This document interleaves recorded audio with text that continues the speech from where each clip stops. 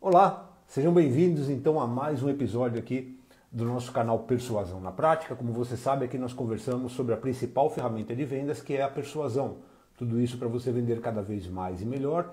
Eu sou o André Zucca e hoje nós vamos falar sobre como bater metas. Importante esse tema porque é um problema, né? Para quem trabalha com vendas, a meta ela é realmente algo incômodo, que muitas vezes prejudica até o teu mês. Porque você realmente não sabe como fazer isso. Tem muito vendedor que até hoje trabalha com metas na base da sorte. Quando bate a meta, deu sorte. Quando não bate a meta, deu azar. E isso é um problema. Então vamos lá. Primeira coisa, o que tem que ficar claro quando você quer bater metas é que a meta ela nunca pode ser o seu objetivo final. A meta não é o objetivo. E esse é um dos problemas, tá? Um dos maiores problemas é quando o profissional entende que a meta é o objetivo. Por exemplo, você tem uma meta de 100 mil reais, então qual é o objetivo do mês? Vender 100 mil reais. Isso é totalmente errado. Então vamos entender o porquê agora. Vamos diferenciar aqui o que é meta e o que é objetivo. Tá? Digamos que você esteja no térreo de um prédio. Você está num saguão, na parte térrea, e você quer ir até o primeiro andar. E você diz assim, bom, eu vou subir de escadas. Ok. Qual é o seu objetivo? Chegar ao primeiro andar. Esse é o objetivo. E qual é a meta? Lembra, você está lá embaixo. A meta, a sua primeira meta, é o primeiro degrau. Quando você estiver no primeiro degrau, a sua meta é o segundo degrau, o terceiro degrau, o quarto degrau e assim por diante. Então, o que você tem que entender? Que um objetivo final ele é composto de várias metas. O número de metas vai depender daquilo que você quer. Mas a meta, pensa sempre assim, é o próximo passo. Ela não é o objetivo final. Então, no nosso exemplo, o próximo passo é o próximo degrau, o objetivo final, chegar até o primeiro andar. Tá, agora como é que eu aplico esse mesmo conceito, essa mesma ideia em vendas, né? Porque eu tenho uma meta mensal. Se você entende que a sua meta é o seu objetivo, isso pode causar alguns problemas. E eu te digo quais são eles. Então vamos lá, voltando ao nosso exemplo. Você tem uma meta mensal de 100 mil reais de venda. Quando chega lá para o dia 25, 26, você já atingiu esse... Ô, Rafael, tudo bom? Beleza? Quando você chega lá para o dia 25 com a sua meta batida, qual é a tendência? Por exemplo, você precisa vender 100 mil reais no mês, e aí você tem 100 mil reais no dia 25, qual é a tendência? Colocar o pé no freio. Já bati minha meta, então vou colocar o pé no freio, porque se eu tiver mais algum cliente, alguma coisa, eu vou jogar para o próximo mês. Porque eu jogando para o próximo mês, eu já começo o próximo mês de forma positiva, eu já tenho venda, fica mais fácil. Por que isso é um erro? Porque se você sempre trabalha dessa forma, você nunca vai vender mais do que a sua própria meta. E veja, até onde eu sei, você não trabalha para empresa nenhuma. Até onde eu sei, você trabalha para você mesmo. Então, quando você se limita a usar o objetivo meta, o objetivo de vendas do mês, a meta do mês, você ainda está trabalhando para a empresa e não para você. Porque você batendo aquela meta, você já sabe exatamente o quanto você ganha de comissão. Ou seja, você nunca evolui. Você fica estacionado. Agora, você deve estar me perguntando o seguinte, mas se eu não vou usar a meta como meu balizador, o que eu tenho que usar? É aí que está. Quando você trabalha com vendas, você tem que obrigatoriamente trabalhar com uma coisa chamada indicadores de desempenho, que é uma métrica que vai te dizer se você está evoluindo ou não. Vamos supor que você queira fazer uma dieta, certo? Como é que você sabe se você está evoluindo ou não? É se o seu peso na balança baixa. Então a balança com o peso é um indicador de desempenho. Porque você corre o risco de fazer dieta, fazer exercícios físicos, comer errado e nunca perder peso. Só que se você não se pesa, você nunca vai saber disso. Em vendas é a mesma coisa. Então, o que é que você utiliza para saber a respeito do seu desempenho, para você mensurar o seu desempenho? É a taxa de conversão e o ticket médio. É só isso. Não tem grandes segredos. Taxa de conversão e ticket médio. Estes devem ser os seus objetivos. Vamos pegar cada um. E de uma maneira bem simples, tá? O que é taxa de conversão? Quantas pessoas você atende para quantas você vende. Só isso. Então, atendi 10 clientes. Vendi para um. Qual é a taxa de conversão? 10%. Atendi 10 clientes. Vendi para 2. Qual é a taxa de conversão? 20%. É só isso. É só isso. Então, usando aqui no nosso exemplo, você em janeiro teve uma taxa de conversão de 10%. Em fevereiro você teve uma taxa de conversão de 11%. Em março você teve uma taxa de conversão de 12%. E assim por diante. Isso significa que você está evoluindo. Evoluindo. Eu tinha 10% em janeiro, caí para 9%.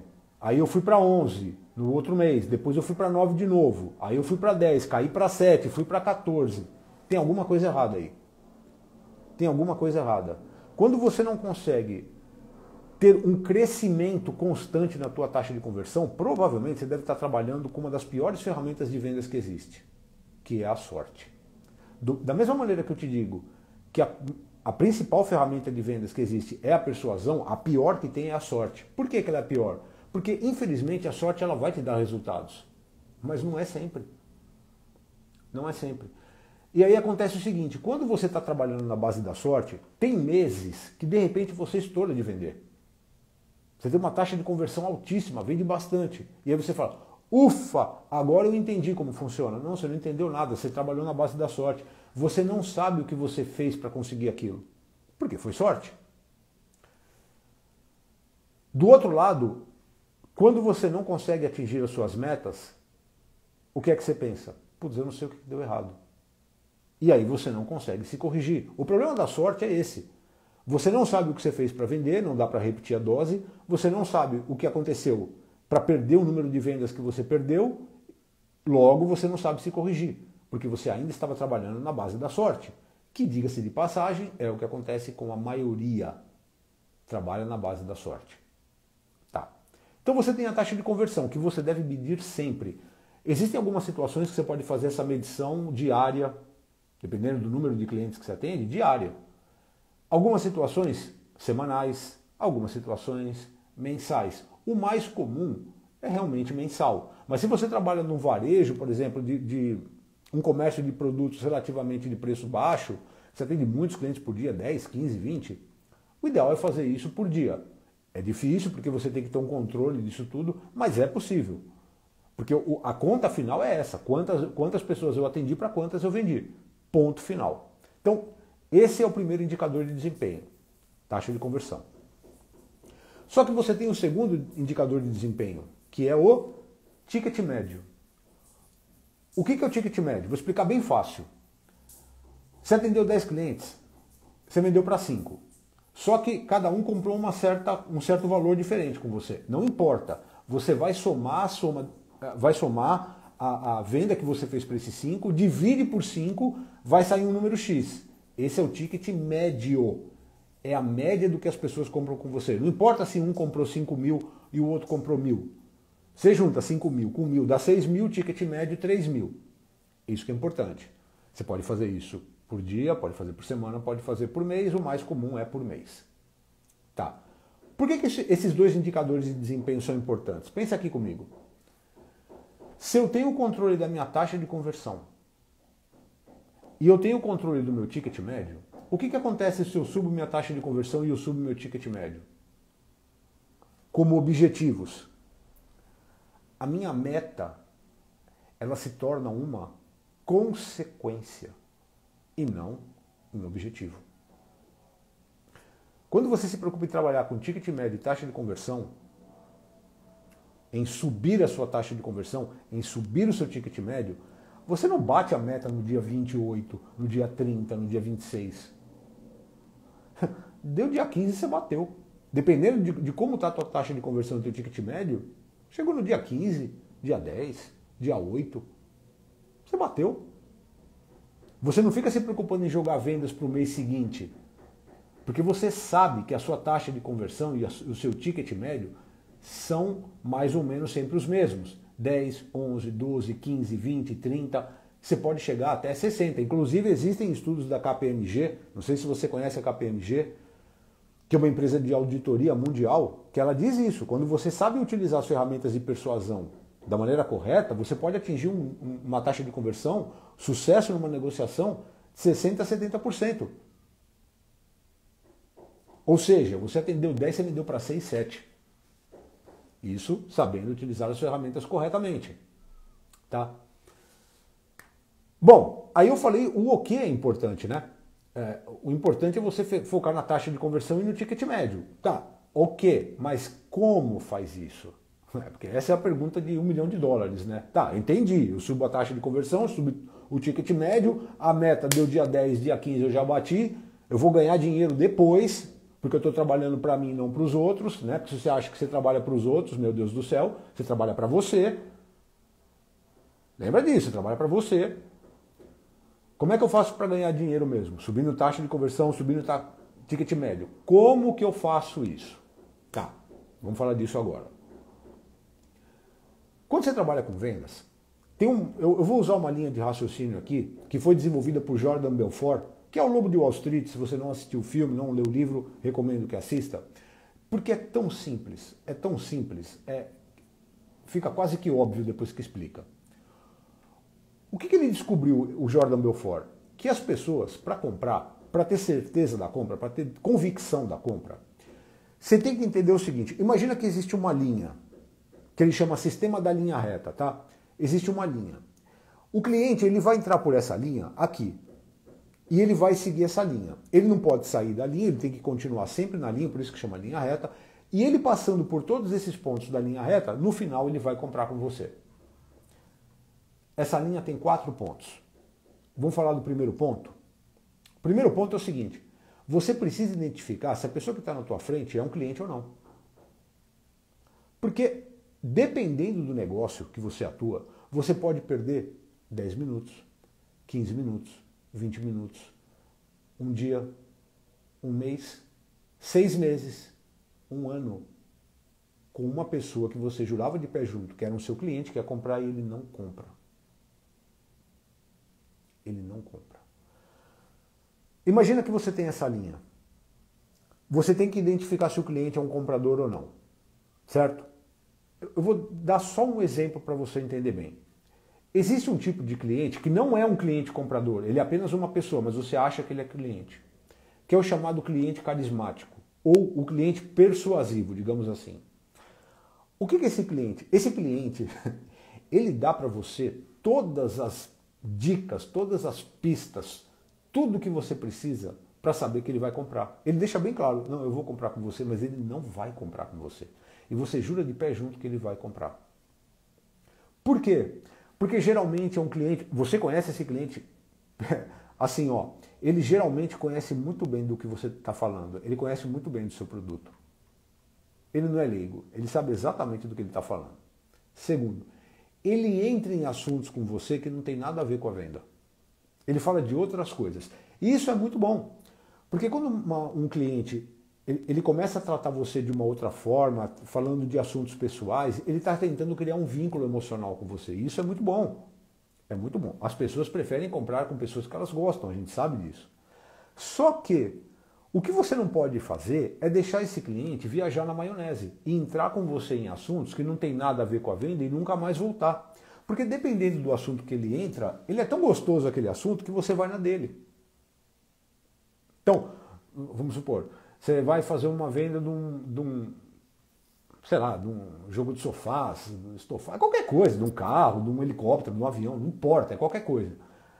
Vamos falar do avião, né? Eu sempre falo de outras coisas, vamos falar do avião. Você está vendendo aviões para o cliente. O cliente marca com você, aí você vai, busca o cliente de helicóptero, leva para ver o avião, né, a história. leva para ver o avião, apresenta o avião, o cliente adorou, ele vai fechar com você, e daí ele senta lá com você, ele começa a contar a história da aviação na vida dele, e você, como gosta daquilo, vai na dele. E vocês conversam, tal, e aí você puxa pela venda, fala, então, como é que vai ficar a venda? Aí ele fala, não, vou trazer aqui os meus filhos para ele conhecer um avião, a minha esposa, tá, vou marcar um outro dia. Aí você vai lá, marca outro dia, ele traz a esposa. Aí a esposa adora, fica lá 2 horas de novo conversando com você e tal, não sei o que, vamos trazer as crianças agora. Ah, vamos marcar. Aí na outra semana ele traz as crianças, mas dessa vez a esposa não veio. Aí tem que marcar um dia para vir a esposa. Você está entendendo onde eu estou chegando? E a venda que é bom nada. Então esse tipo de cliente, você tem que tomar muito cuidado, porque ele não é cliente coisa nenhuma. Ele é apenas uma pessoa. Cliente é uma pessoa que está disposta a comprar o que você tem para oferecer e paga. Tem dinheiro para pagar. Se a pessoa está na sua frente, ela não tem dinheiro para pagar, ela não é seu cliente. Ela pode ser seu amigo, ela pode ser seu parente, ela pode ser qualquer coisa, mas ela não é seu cliente. O cliente, ele quer o seu produto e ele tem dinheiro para pagar. Porque você corre o risco de atender pessoas que querem o seu produto e não têm dinheiro para pagar, ou pessoas que têm o dinheiro para pagar, mas não querem o seu produto. Tem muito cliente, principalmente quem trabalha com venda de high ticket, que um preço mais alto, você vai perceber que tem muito cliente que gosta de conversar. Ele te pega para conversar. Pergunta para cabeleireiro. O cabeleireiro sabe disso. O cabeleireiro atende lá o cliente não para de falar. Ele vai lá para conversar. Senta lá, fala, como é que você quer o corte? Fala, faz aí, do jeito que você sempre fez. Ele quer mais é falar. E está tudo certo. As pessoas precisam uma das outras mesmo. Mas o que você tem que tomar cuidado é não perder tempo com pessoas que não são clientes, que não vão comprar. Eu estou te dando um exemplo desse cliente que fala muito.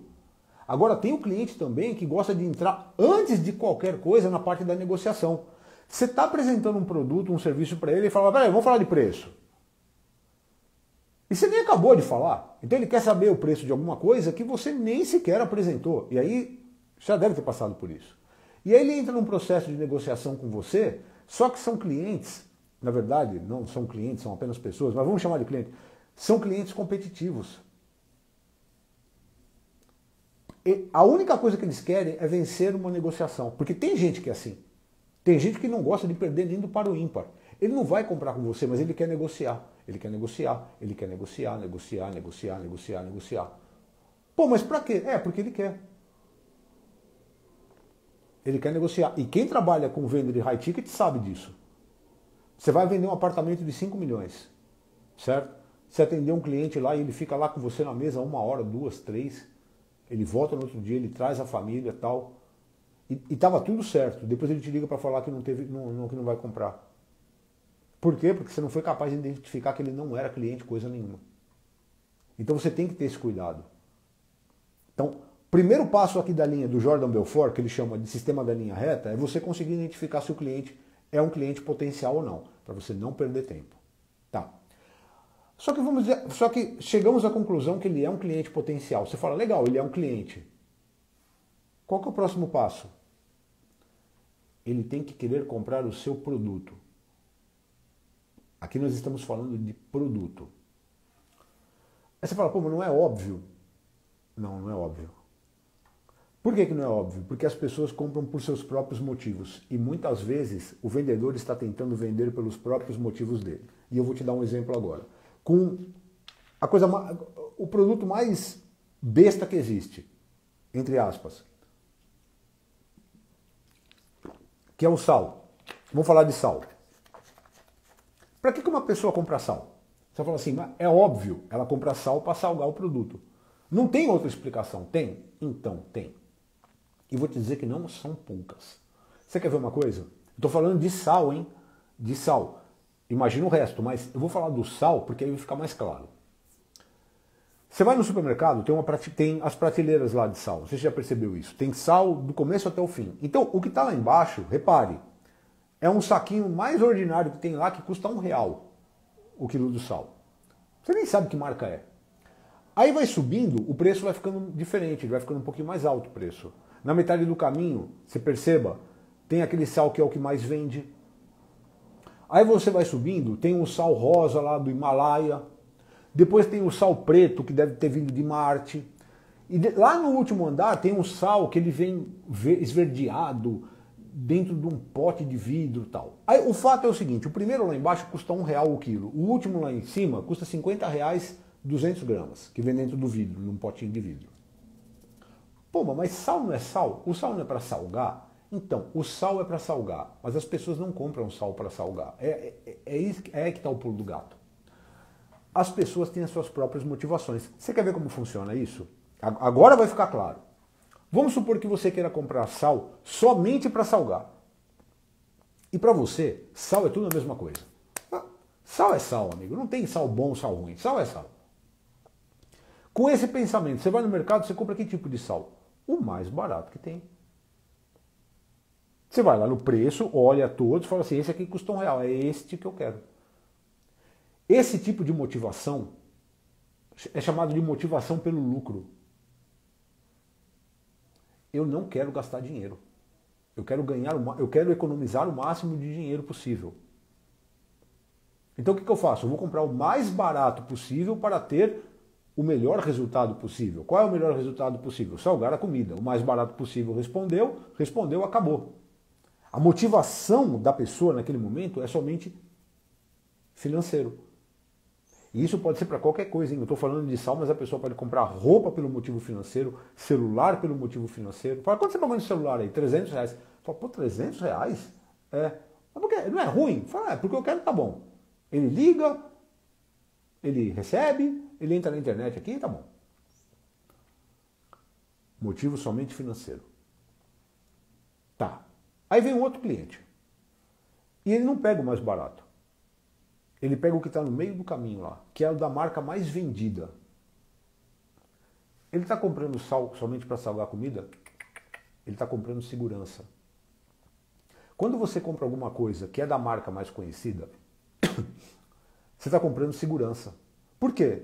Porque você sabe que se aquela marca é a marca conhecida, várias pessoas compram. Se várias pessoas compram, são várias pessoas que estão validando aquele produto. Se são várias pessoas que estão validando aquele produto, é porque você pode comprar tranquilamente. Porque outras pessoas já disseram, entre aspas, pode comprar, o produto é bom. Por isso que ele é o mais vendido. Então, além do sal, é claro que é o objetivo primário, tem o fator segurança. Agora chega um outro cliente. Ele nem olha para baixo, ele já pega o sal rosa do Himalaia. Ele leva embora. Por que esse cliente comprou o sal rosa do Himalaia que custa 10 vezes mais do que o outro? Porque ele comprou por prazer pessoal. Eu quero o sal rosa do Himalaia, porque o sal rosa do Himalaia não faz mal para a saúde. Eu estudei, a pessoa estuda, ela vai na internet, ela vê lá, sal rosa do Himalaia, não dá problema no fígado, é uma maravilha. Ele está comprando para ele, é um prazer pessoal. Se custa 10, se custa 15, se custa 20, se custa 50, não importa para ele. A motivação dele não é financeira, é prazer. Tá, e chega um outro lá que compra o salzinho lá que vem dentro do potinho de vidro que ele paga R$50, vem 200 gramas. Aí ele pega esse potinho e dá de presente para um amigo que é um chefe de cozinha. Ele fala, olha, eu fui no supermercado tal, vi esse potinho, lembrei de você. Um sal especial que vem lá de, sei lá de onde, das montanhas do Tibete, e eu comprei para você. Ele comprou o sal para salgar? Não. Ele comprou o sal para dar de presente. Isso se chama altruísmo. É quando você está pensando no outro. Pois é. Bom, muito bem. O que eu quero dizer com tudo isso? Que as pessoas têm os seus próprios motivadores internos e você tem os seus próprios motivadores internos também. Às vezes, você compra sal somente para salgar e vai lá e compra o mais barato. Mas existem pessoas que compram sal para dar de presente para o outro. Perdão. Hoje está bravo.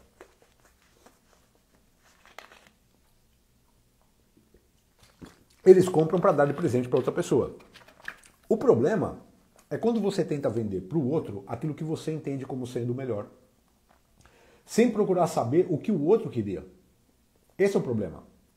Por exemplo, a pessoa está procurando sal para comprar para o amigo e você está tentando vender para ele o sal mais barato.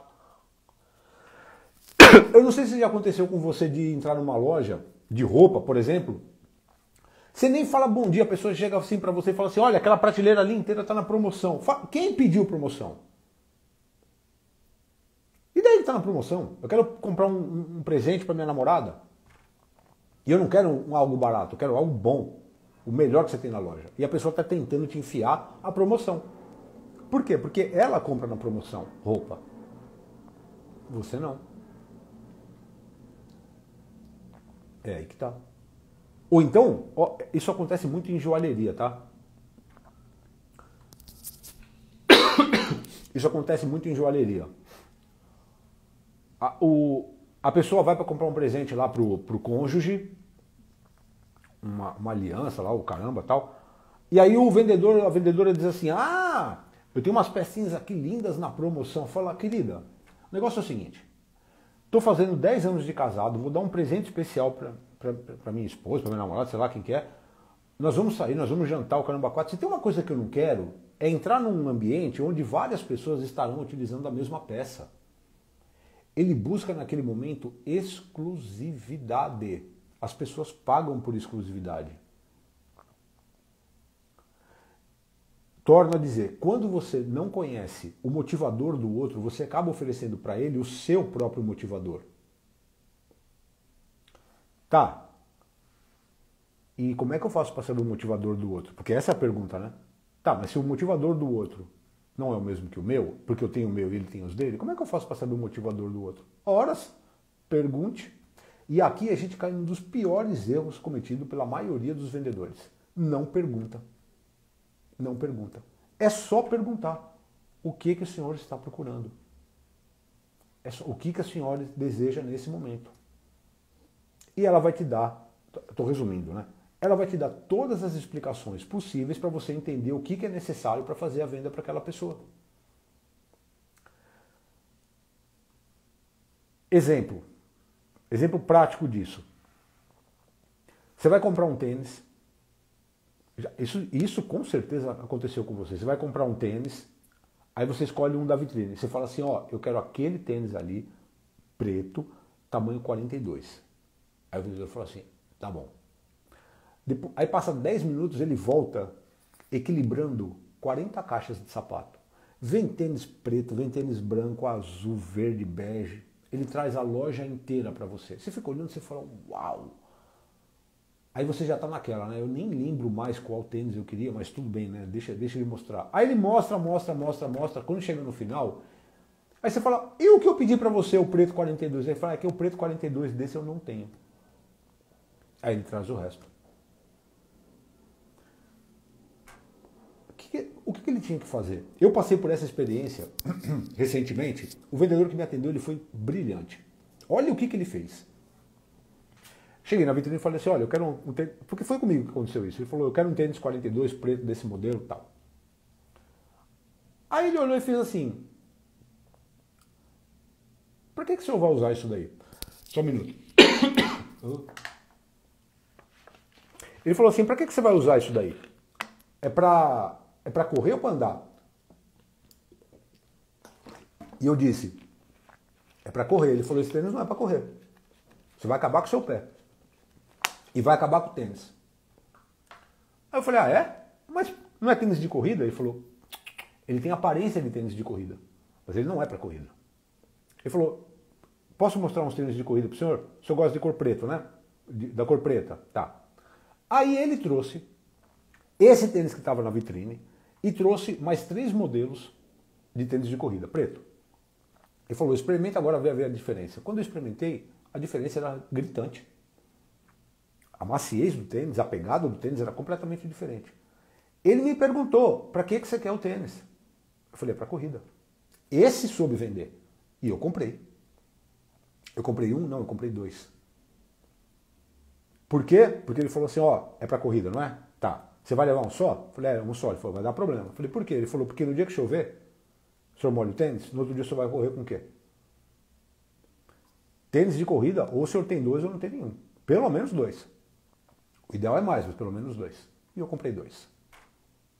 O outro lá que traz 14 caixas não vai vender nada. Porque ele trouxe o que ele queria vender e não o que eu queria comprar. Então o que você tem que ter cuidado é o que é que você está oferecendo para o teu cliente? É o que ele quer comprar? O que ele precisa comprar? Você entendeu isso? Ou você está oferecendo o que você entende como sendo o melhor para você naquele momento? Isso é fundamental. É fundamental para fazer a venda. Você vê, com um eu não comprei nada. Ele me trouxe 14 pares de sapato. O outro trouxe 3, eu comprei 2. Porque ele entendeu o que eu queria. Ele entendeu o que eu precisava, não o que eu queria, né? Porque eu falei o que eu queria o da vitrine. Ele falou, não é esse que o senhor precisa, não. Perfeito. Então, primeiro passo, você entendeu se o cliente é teu cliente mesmo, ou é só um curioso da vida. Primeiro passo. Segundo passo, falamos do produto. Terceiro passo, não basta o cliente querer comprar o produto, ele tem que querer comprar você. Você. E aqui nós estamos falando de 3 coisas, hein? O cliente precisa te conhecer, o cliente precisa confiar em você e o cliente precisa gostar de você.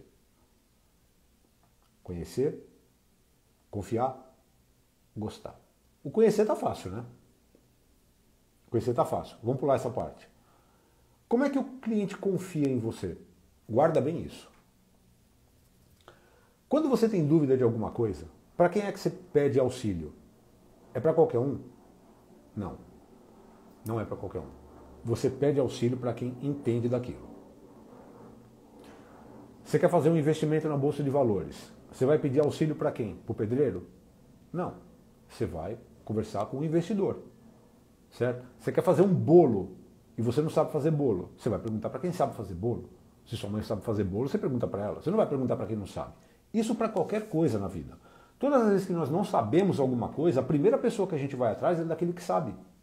Por quê? Guarda isso. Porque a pessoa que sabe resolver o seu problema, ela é uma autoridade no assunto. É um especialista. Ela tem um conhecimento que você mesmo não tem. É por isso que você vai atrás dela. Onde que entra o vendedor aqui? E aí eu vou te dar uma notícia que talvez você já deve ter percebido isso. Ninguém gosta de vendedor. Ninguém gosta de vendedor. E quando eu digo vendedor, é vendedor, representante comercial e etc. Ninguém gosta. Por quê? Porque na maioria das vezes as pessoas já passaram por situações desagradáveis, onde o vendedor fez de tudo para enfiar o produto goela abaixo, vendeu coisa que não devia, a pessoa comprou, se arrependeu, e etc, etc, etc. Ou seja, parta do princípio, é claro que não são todas as pessoas, mas parta do princípio, quando você estiver com um cliente, ele não gosta de você. É melhor pensar assim. Ele precisa confiar e ele precisa gostar de você. A confiança que eu estou falando agora, você constrói mostrando para ele que você consegue resolver problemas que ele tem. Você vai resolver problemas da vida dele. Poxa, André, como assim resolver problemas? Quando a gente fala em resolver problemas, existem basicamente 3 tipos de problemas que o cliente tem e que talvez ele mesmo não saiba. Que são os problemas imediatos, esse aí ele sabe, os problemas ocultos, que nem ele mesmo sabe, e os problemas futuros, que ele também não sabe. Eu vou te dar um exemplo. Você precisa fazer um tratamento de limpeza no dente. Você vai fazer limpeza. Aí você vai lá no dentista, você sabe que você precisa fazer o tratamento de limpeza, certo? Ok. É o que você sabe. Ele faz o tratamento? Faz. Então ele resolveu um problema imediato, não foi? Foi. Daí ele diz assim para você, rapaz, tem um probleminha aqui no último dente aqui, no molar, que se você não fizer aqui uma obturação rapidinho, você vai ter que fazer um canal, aí a coisa fica feia. Ou seja, ele sabe um problema seu que você mesmo não sabe. E aí você pensa assim, caramba, é mesmo? É, mas se você fizer o canal agora, você tira da frente o problema maior. E você dá graça a Deus, fala, ufa, então faz aí a obturação, para não ter que fazer um canal amanhã, não ter que sofrer amanhã. Sem falar do investimento que é muito maior. Tá certo? Tá. Então ele resolveu um problema que você mesmo não sabia. Aí ele vai resolver um problema futuro. Ele fala assim para você, você tinha comentado comigo que você queria fazer um clareamento, né? Ah, eu queria fazer um clareamento. Tá. Ele falou, então você vai parar de tomar café agora. Ah, por quê? Porque o café amarela os dentes. Ah, é? Não sabia. É, pois é, o café amarela o dente. Não adianta você vir fazer um tratamento comigo aqui para clarear os dentes e continuar tomando café. É, mas eu não sabia. É, mas agora você sabe. Você vê, ele resolveu 3 problemas: o imediato, o que você não conhecia e um futuro. E é a mesma coisa. Quando você consegue resolver esses 3 níveis de problema para o teu cliente, ele vai ter uma confiança tão grande em você, mas tão grande, que ele não troca de jeito nenhum. Ainda que você cobre o seu produto ou o seu serviço mais caro. Ele não vai trocar, porque ele entendeu que você é o único que pode resolver os problemas dele. Problemas imediatos, problemas futuros e problemas que ele mesmo não conhece. André, como é que você transforma isso dentro do setor de vendas? Vamos lá. Não que o serviço de odontologia não seja, mas vamos falar de produto aqui. Eu vou te falar caso real, aconteceu. A vendedora trabalhava numa empresa onde vendia vestidos de festa, essas coisas. Eu não sei como chama isso daí. Tem um nome específico, mas eu não lembro qual que é. Vendia vestidos de festa e tal. Aí a cliente ia lá totalmente perdida, falando, ó, eu vou num evento tal, vou ser mestre de cerimônias, tal, eu preciso de um vestido assim, assim, assado, tô perdido, não sei o que eu faço. Olha o problema imediato aqui. Aí essa vendedora pegava, sentava com a cliente, perguntava das cores que ela gostava, fazia toda a pesquisa necessária, escolhia 3 modelos. Senhora cliente, vamos lá, primeiro, segundo e terceiro. A cliente experimentava e falava, perfeito, é esse que eu quero. Maravilha. Aí o que ela dizia? Senhora cliente, uma coisa importante aqui. Para quando que é o evento? Ah, é para daqui 3 meses. Muito bem, a senhora já fez a prova, fez o teste, ficou bom o vestido. Se nesses 3 meses tiver que fazer um ajuste para mais ou para menos, a senhora me traz o vestido de volta, a gente faz o ajuste em pelo menos uma semana antes do evento, tá? Ah, mas por quê? Dá diferença? Dá. Dá porque o corpo da senhora daqui 3 meses pode estar diferente. Pode dar diferente. Então, se precisar fazer um ajuste fino, a gente faz, não se preocupe. Só me avise com pelo menos uma semana de antecedência. Olha, aí a cliente fala, putz, que legal. Interessante isso, né? É um problema que a cliente já tinha e ela mesma não sabia, porque o corpo da cliente vai mudar em 3 meses. Pode mudar.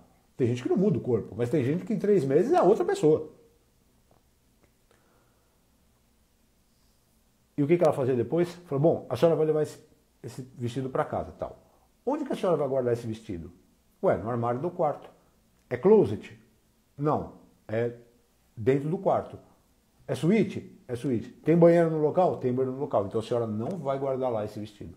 A senhora vai ter que guardar num ambiente fora, onde não tem umidade. Mas por quê? Porque se esse vestido ficar em um local onde tem umidade, ele vai amarelar. E a cliente diz o quê? Nossa, eu nunca ouvi falar isso. É, pois é.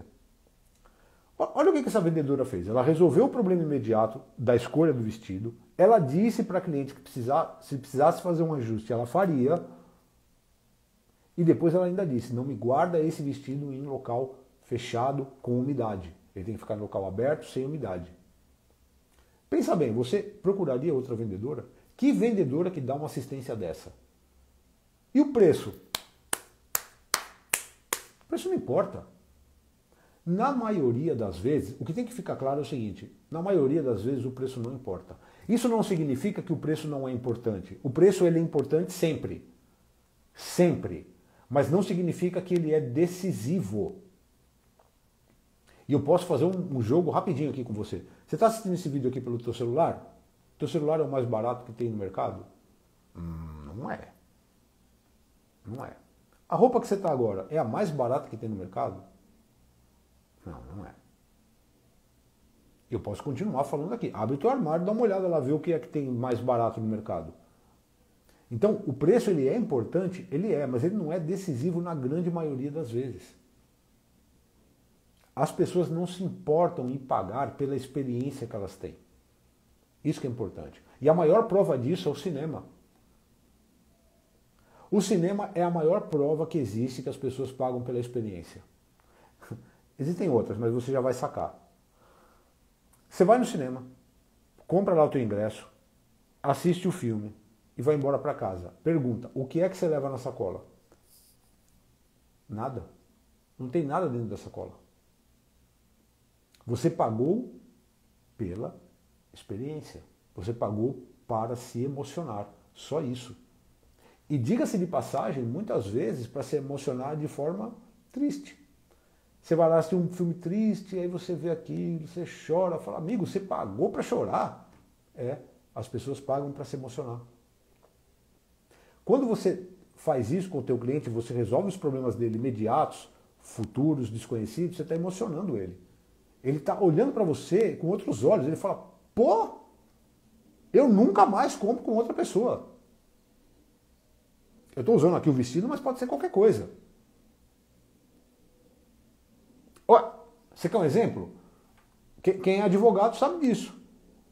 Você contrata um advogado com um problemão e ele resolve tua vida, ganha a causa. Quando você tem um outro problema, você chama quem? O mesmo advogado. Ah, mas ele não é o mais barato do mercado. E daí? Ele ganha a causa? Se você tiver que indicar ele para alguém, você indica de olhos fechados. Vai que o sujeito é bom. É esse ponto de confiança que eu quero dizer. É quando alguém falar de alguma coisa, na hora você fala, ah, eu sei, eu conheço. Isso é confiança. Falando da confiança, agora nós vamos falar do gostar, né? Porque ele confia, mas não significa que ele gosta. Porque o ideal é que o cliente confie e goste de você. Porque ele pode confiar num outro, gostar do outro e vai dar preferência para o outro. Então é sempre ideal essas duas características juntas. Confiar e gostar. O que é o gostar? Ó, pensa aqui comigo, vamos pelo óbvio, tá? Vamos pelo óbvio. Eu vou descrever aí os teus amigos e tuas amigas. Elas mais ou menos pensam como você pensa, mais ou menos são como você são como você é, mais ou menos gostam das coisas que você gosta, mais ou menos frequentam os lugares que você frequenta. Sabe como é que eu sei disso? Porque se não tivesse absolutamente nada disso, elas não seriam suas amigas, seus amigos. Você não tem como gostar de pessoas que não têm absolutamente nada a ver com você. Não tem como. É outro mundo. Vocês acabam falando de outras coisas. Por isso que tem gente que passa pela vida da gente e num determinado momento ela some. Porque essas particularidades que eram comuns a vocês dois não são mais as mesmas. Quem é solteiro sabe disso. Você tem os seus amigos solteiros, eles casam. Difícil. Porque enquanto você está pensando como solteiro, ele está pensando como casado. O solteiro sobrou dinheiro, vou comprar uma moto. E o casado? Vou comprar um berço. Vou fazer uma viagem com a minha família. O sistema de valores não é mais o mesmo. Enquanto vocês são solteiros, sim. Então, para te dizer que a gente gosta de pessoas que gostam das mesmas coisas que a gente. Quando eu digo das mesmas coisas, aqui eu estou me referindo a valores pessoais mesmo.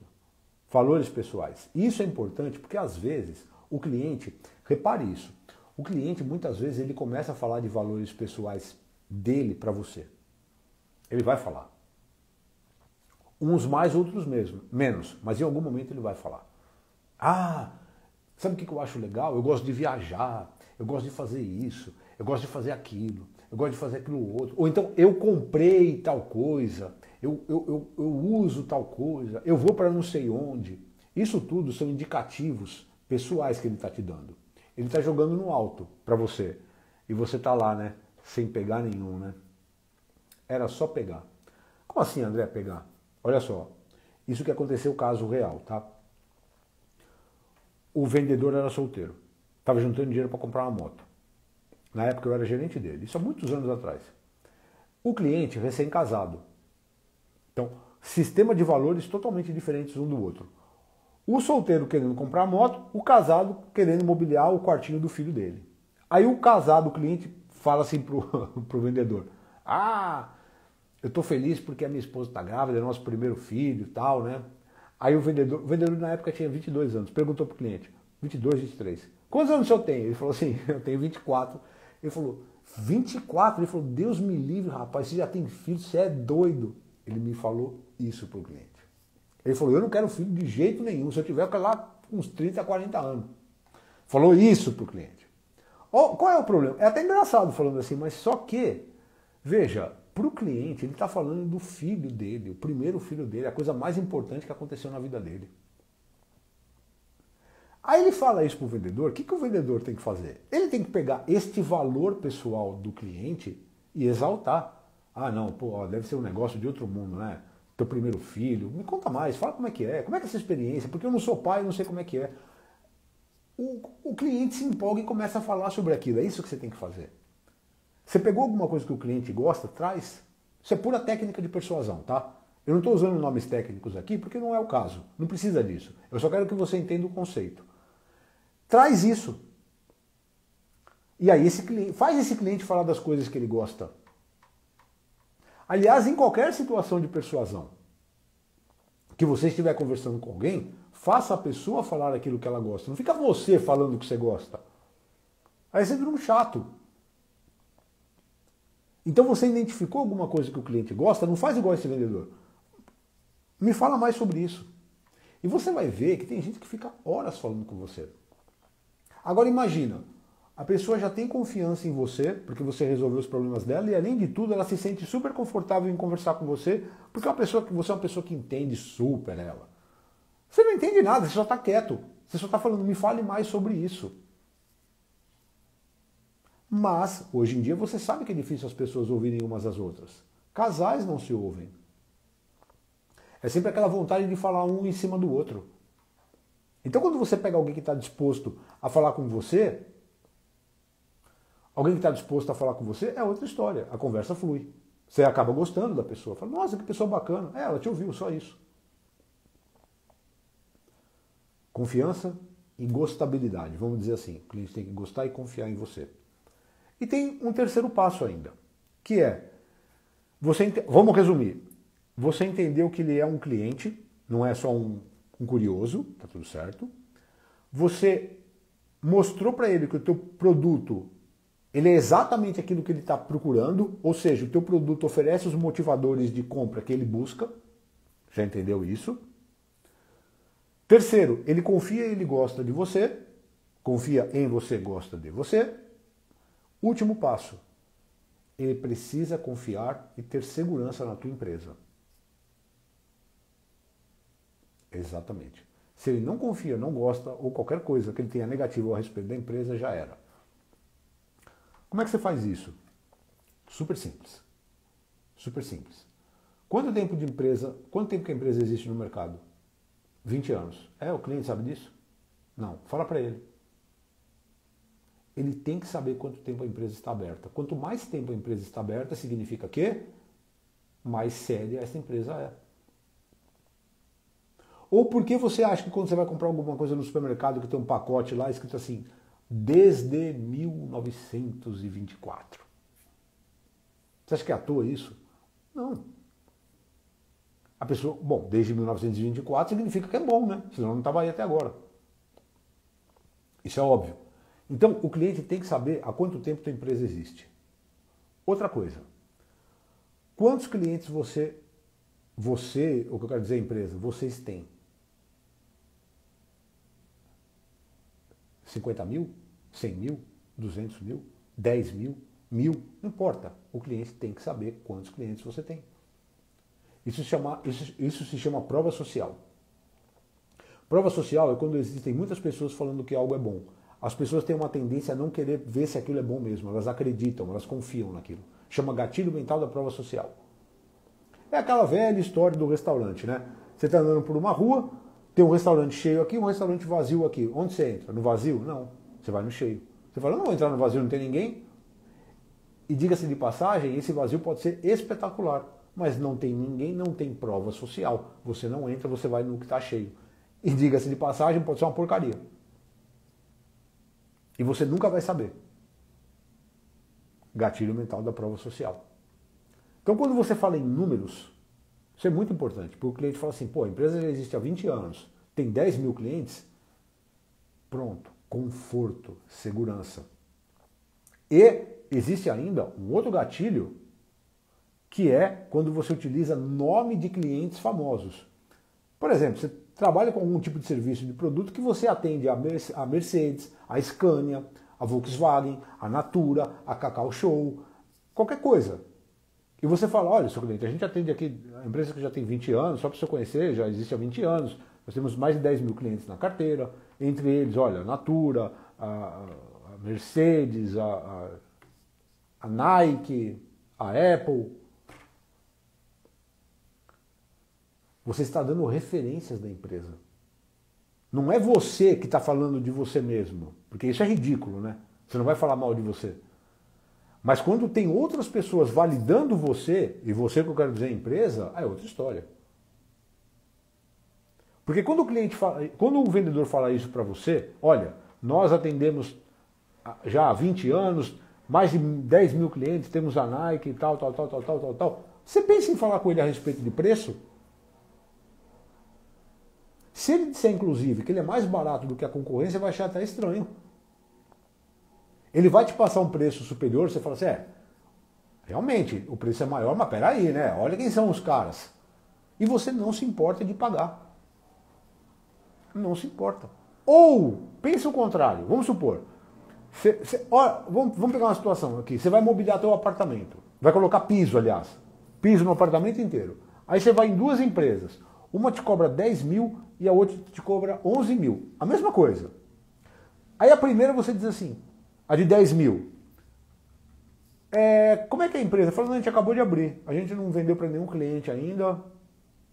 O senhor vai ser o nosso primeiro cliente. Custa 10 mil.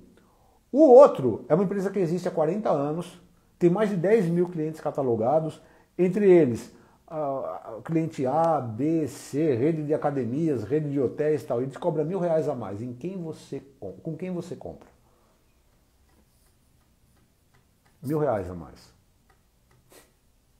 É óbvio que você vai comprar no outro. Mas não é mais caro, viu? Eu acabei de falar, o dinheiro ele é importante, mas ele não é decisivo. Ele não é decisivo. A segurança pela compra é decisiva. Eu não vou pagar 10 mil reais para alguém que nunca vendeu nada para ninguém. Eu prefiro pagar 11 mil para quem está aberto faz 40 anos. E que tem uma carteira de clientes. E que tem principais clientes, clientes de renome. Quando um cliente final entende que o teu produto é exatamente o que ele estava procurando, ele confia e gosta de você, e ele tem plena convicção de que sua empresa é uma empresa idônea, ele compra. Ele compra.